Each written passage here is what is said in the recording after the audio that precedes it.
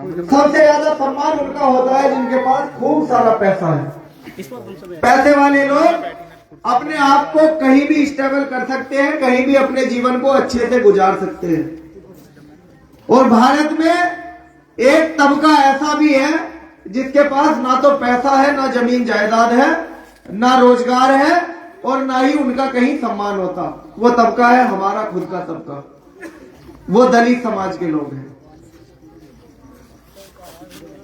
मैं 200 साल पुरानी बात नहीं आपको बताऊंगा, वो सबको पता हमारे बुजुर्गों के साथ कितना बुरा व्यवहार हुआ और किस काल में हमारे गुरु संत शिरोमणि सदगुरु रविदास महाराज ने इस आंदोलन को चलाया। और गुरु रविदास जी ने कहा था कि ऐसा चाहूं राज में जहां मिले सबन को अन्न, छोट बड़े सब सम बसे रविदास रहे प्रसन्न। और ये उन्होंने इसलिए कहा था क्योंकि आज से 600 साल पहले इस देश में महिलाओं को कोई अधिकार नहीं था।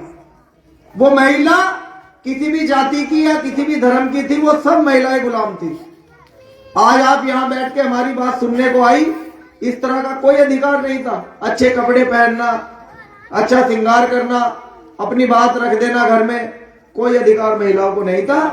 उस युग में सदगुरु रविदास महाराज ने कहा कि हम ऐसा राज चाहते हैं जहां सबको बराबर का अधिकार मिले, जहां ऊंच नीच ना हो, भेदभाव ना हो, छुआछात ना हो, जातिवाद ना हो, अमीर और गरीब ना हो।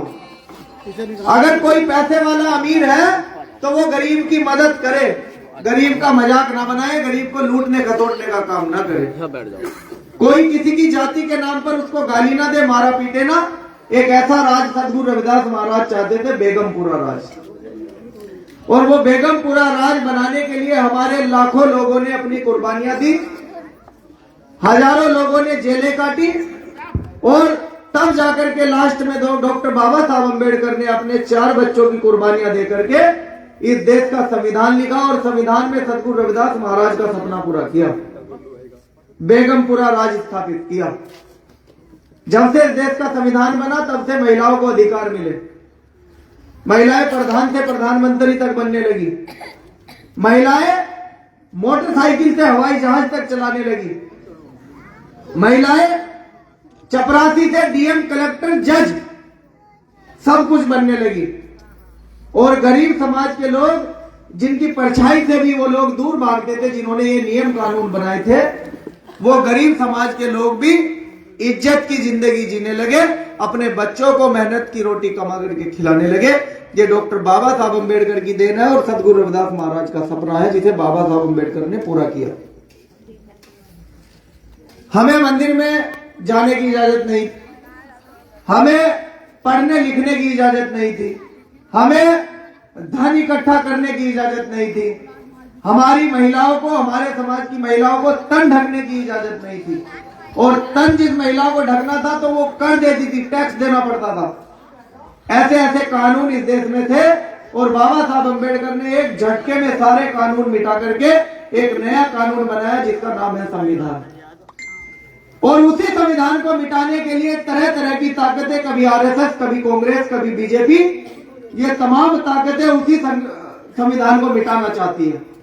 क्योंकि उस संविधान में एक रिक्शा चलाने वाले का बच्चा भी पढ़ लिख कर डीएम बन जाता है, उस संविधान में एक मजदूरी करने वाले का बच्चा भी पढ़ लिख करके जज बन जाता है, एक गरीब आदमी का बच्चा भी चुनाव लड़ करके प्रधान, बीडीसी, प्रधानमंत्री, विधायक, सांसद तक बन जाता है।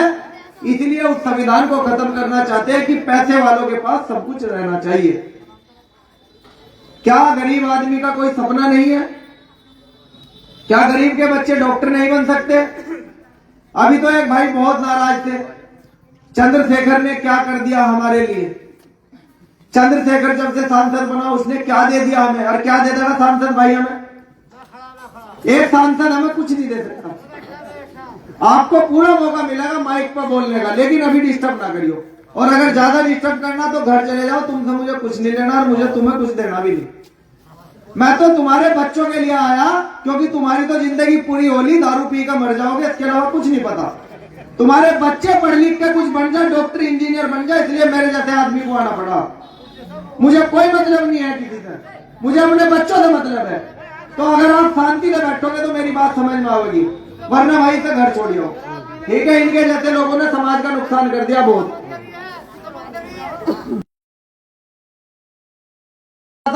कि संविधान पर हर रोज हमले हो रहे। आज अमीरों के बच्चों के लिए अलग स्कूल है, जबकि बाबा साहब अम्बेडकर के संविधान ने यह कहा है कि अमीर हो या गरीब हो, सबके बच्चों को एक ही जगह पढ़ना चाहिए बैठ के। बताओ, अमीरों के बच्चे अलग स्कूल में जाते हैं या नहीं जाते हैं? उनके लिए ऐसे स्कूल बने हुए हैं जिनकी फीस 1000, 2000, 5000 रुपए तक है। लेकिन हमारे समाज के लोग गरीब मजदूर लोग हैं, उनकी इनकम कम है, कमाई कम है, इसलिए उनके बच्चे सरकारी स्कूल में पढ़ते हैं। और सरकारी स्कूल में ना तो बच्चों को पढ़ाया जाता और ना ही बच्चों के भविष्य को बनाया जाता।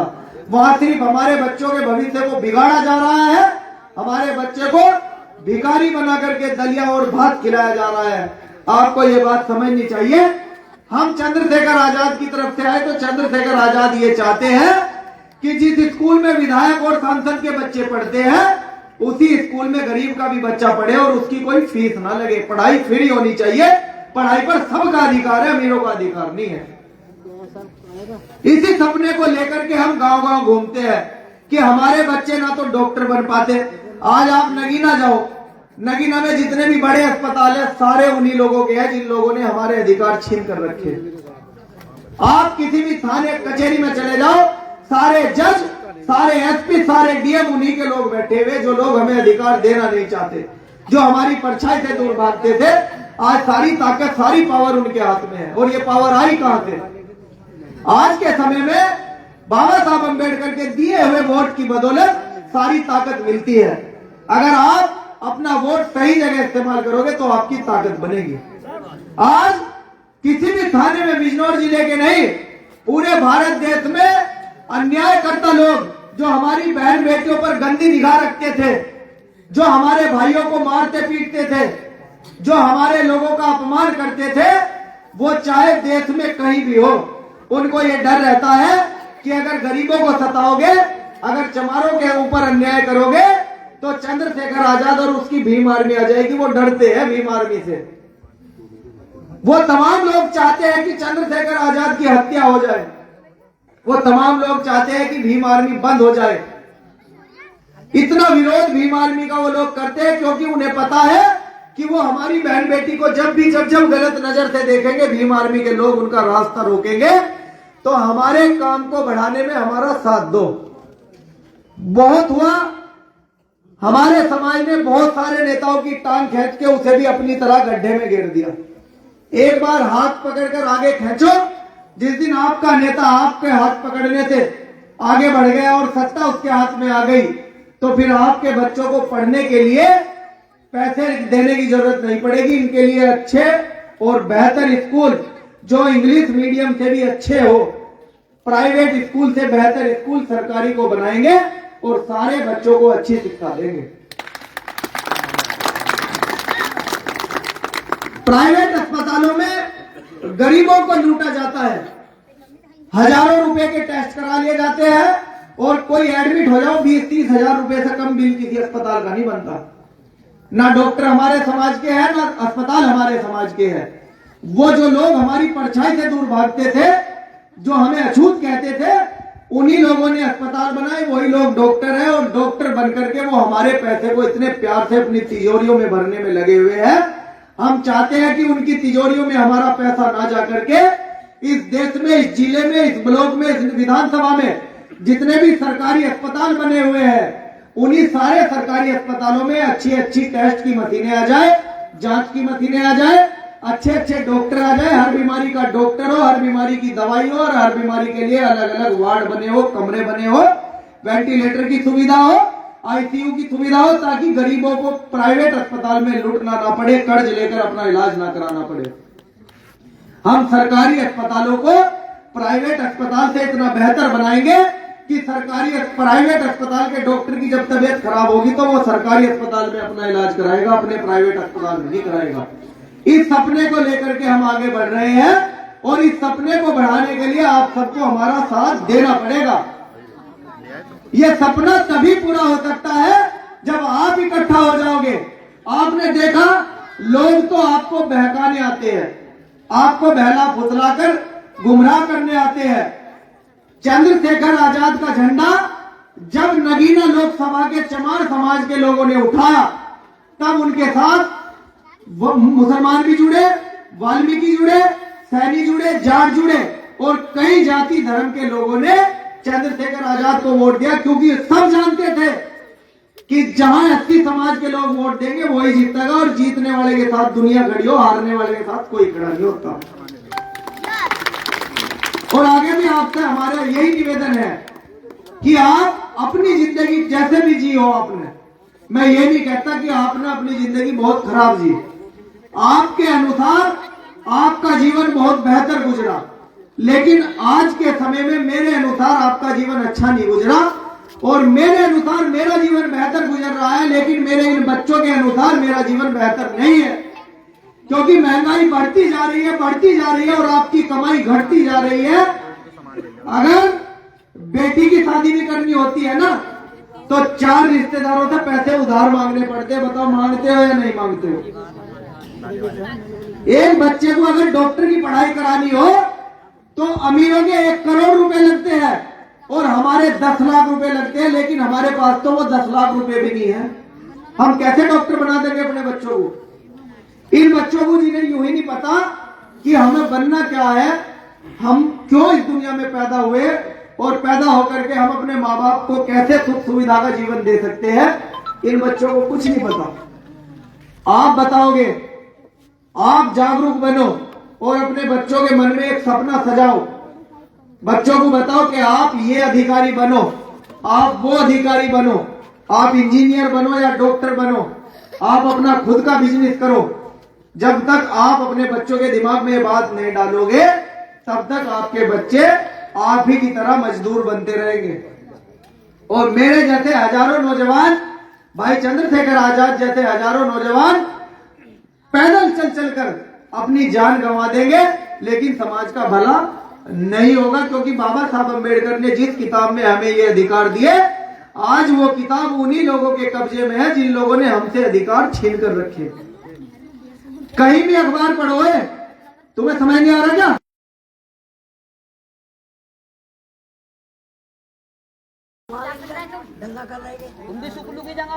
अखबार पढ़ोगे तो कई खबरें ऐसी आती है कि दलित समाज की बेटी का बलात्कार हो गया, और जब उस दलित में ढूंढोगे तो वो चमारी होगी लड़की, तो दुख नहीं होता क्या? बुरा नहीं लगता? या मैं आपके गांव में 10 लाइट लगा दूं, आपका जीवन सफल हो जाएगा, आपकी सारी गलियां बना दूं, आपकी दुख दुविधा दूर हो जाएगी। हमारी परेशानियां खत्म जब तक नहीं होगी, जब तक हमारी सरकार नहीं बनेगी। अगर आप चाहते हो कि परेशानियां और दुख तकलीफें खत्म हो जाए, तो अपनी सरकार बनानी पड़ेगी।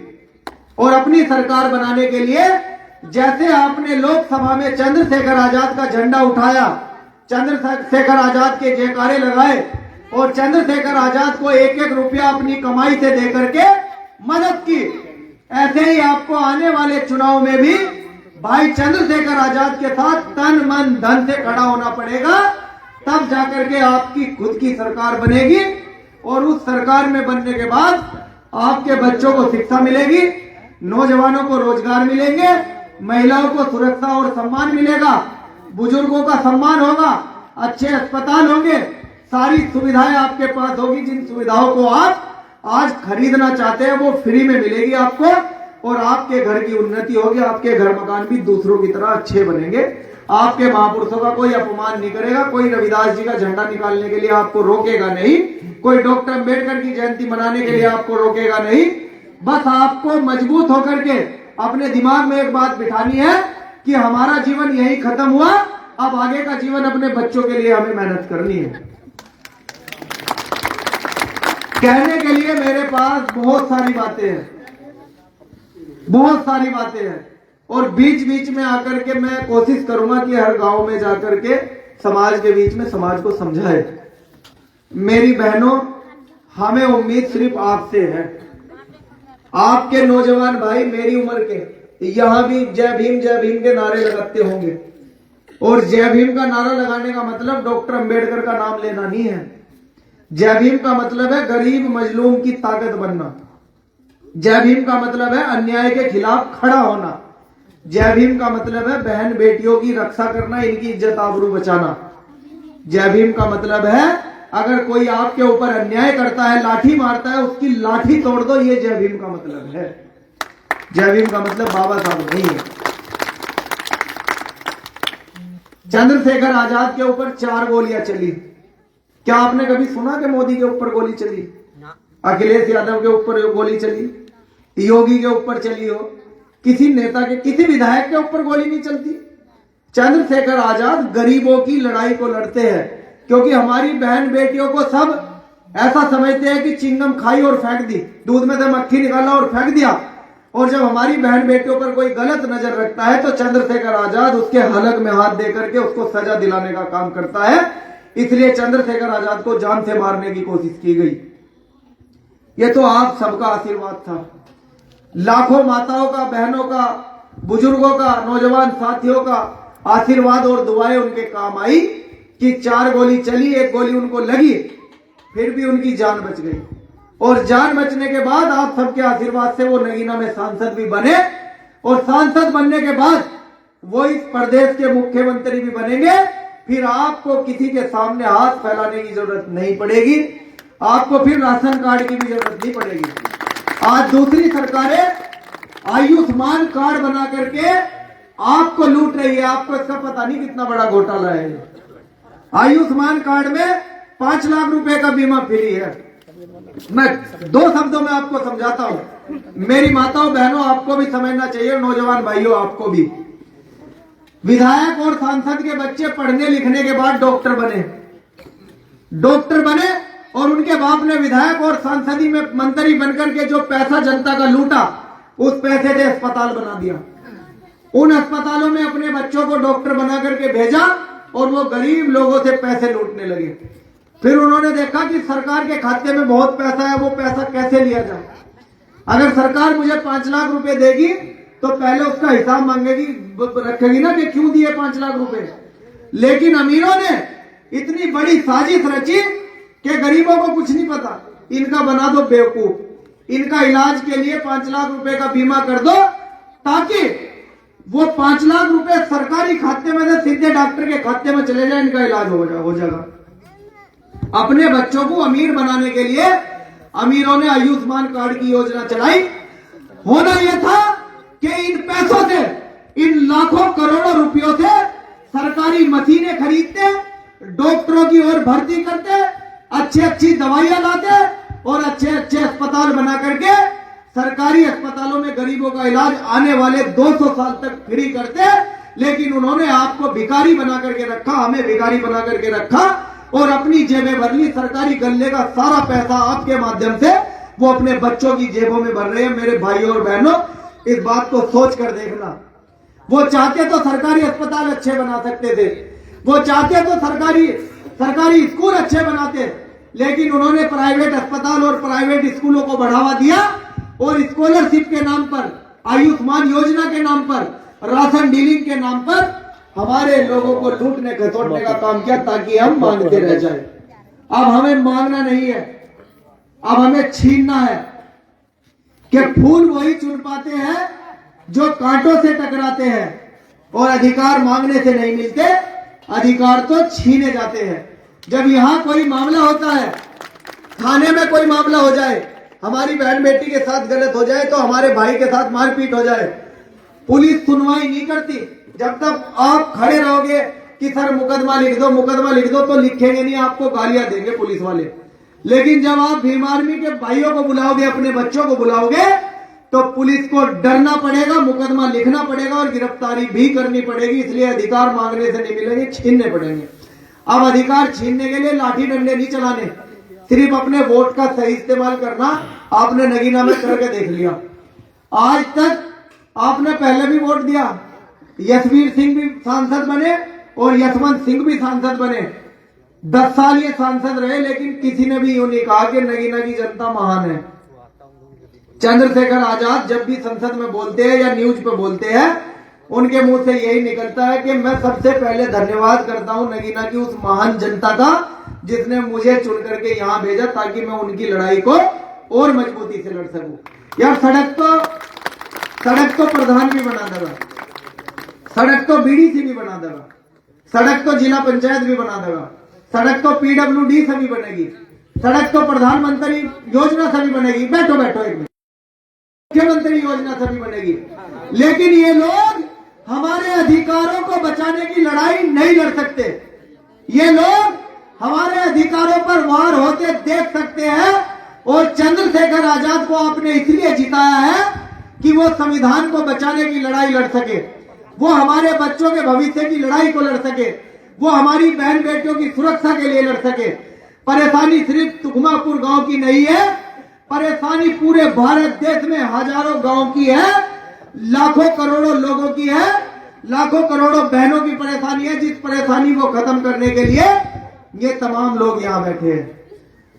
मैं धन्यवाद करता हूं जिले की टीम का, यहां बैठी मेरी बहनों का, मेरी माताओं का, प्यारे बच्चों का, नौजवान साथियों का, और उनका भी। मेरे ये पिता तुल्य बुजुर्ग बैठे जिनके लिए मैंने 2 शब्द कड़वे भी कहे, ये भी मेरे बड़े भाई या मेरे बाप समान है।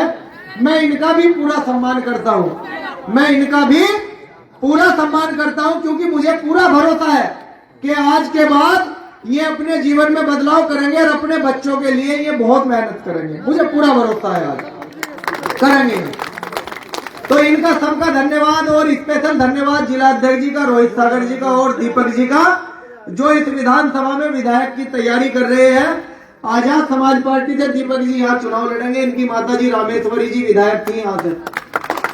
आपने लगातार 3 बार यहाँ से एक विधायक को चुना, में मंत्री भी रहे, लेकिन हमारी परेशानियां वैसी की वैसी है जैसी पहले थी। हमारे जीवन में कोई बदलाव नहीं आया। लेकिन मुझे पूरा भरोसा है कि जिस दिन आजाद समाज पार्टी की सरकार बनेगी तो 1 साल के अंदर हमारे समाज की दुख तकलीफें आधी खत्म हो जाएगी। हम पूरा प्रयास करेंगे कि समाज के नौजवान बेहतर युवाओं को बेहतर रोजगार दे सके और उनको आगे बढ़ने का मौका दे, ताकि उनके बूढ़े माँ बाप को भी सुख सुविधा मिल सके और उनके घर मकान भी अच्छे बन जाए। हम इसका पूरा प्रयास करेंगे। मेरी माताओं बहनों, मेरा आपसे एक आखिरी निवेदन है। धन्यवाद धन्यवाद धन्यवाद, बैठ जाओ। मेरा आपसे, देखो भाई, मेरा किसी भी नौजवान से या पुरुषों से कोई निवेदन नहीं है। आपने तो हमारा साथ दे दिया जितना देना था। आपसे निवेदन है, हर रोज अपने बच्चों को यह समझाओ कि नशा कोई भी हो, बीड़ी हो, तंबाकू हो, पान हो, दिलबाग हो, गुटखा हो, शराब हो, धतूरा हो, भांग हो, नशा नहीं करना है। क्योंकि नशा करने से परिवार बर्बाद होते हैं, नशा करने से आपकी तरक्की नहीं होगी, आपका शरीर खराब होगा और कम उम्र में ही आप इस दुनिया को छोड़कर चले जाओगे। पृथ्वी जी भी इस वार्ड से चुनाव लड़ेंगे आजाद समाज पार्टी से। आपको पृथ्वी जी का भी साथ देना है, बहुत मेहनती साथी है हमारे। और मेरे भाइयों, आपको ये बात याद रखनी है कि नशा नहीं करना है। हमारे किसी भी संत गुरु महापुरुष ने नहीं कहा कि नशा करो। बहुत बहुत धन्यवाद।